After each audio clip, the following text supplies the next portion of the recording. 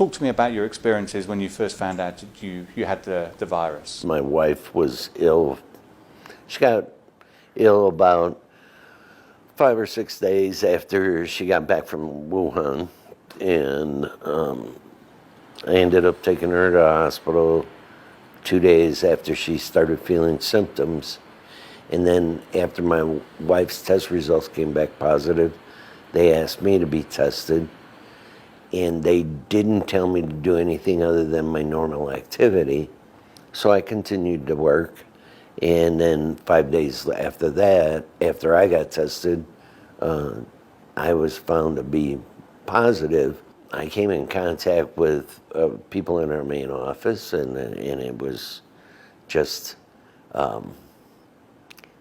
different. I mean, I didn't know I was sick, and so I came in contact with those people, and then that night I flew back to Chicago, and I went right back to work. Tom's son David and his partner Sarah rushed Kai to a hospital, fearing the worst. So my partner Sarah, she was not in contact with my father, so she was okay to go into the hospital. They were just following their procedures.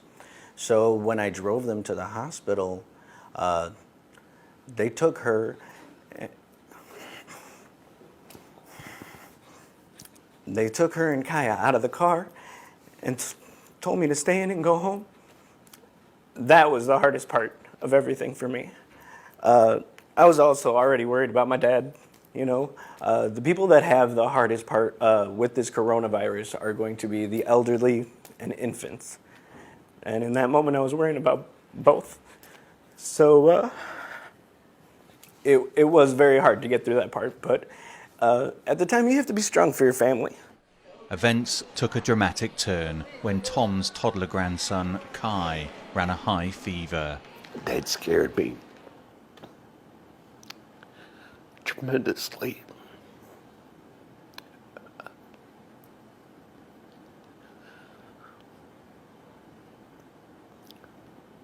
I love that little guy. It would never do anything to hurt him.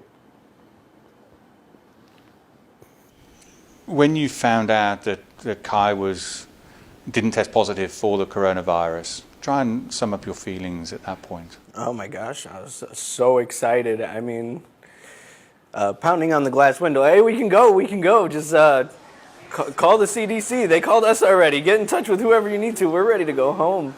It was a really tough stay, and leaving was so happy. I mean, just so happy.